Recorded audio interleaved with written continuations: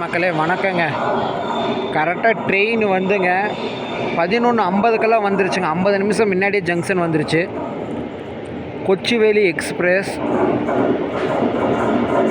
சும்மா ஜம்முன்னு இருக்குங்க. இந்த வண்டியில் தாங்க இன்றைக்கி மைசூர் டு சேலம் போகிறோம்.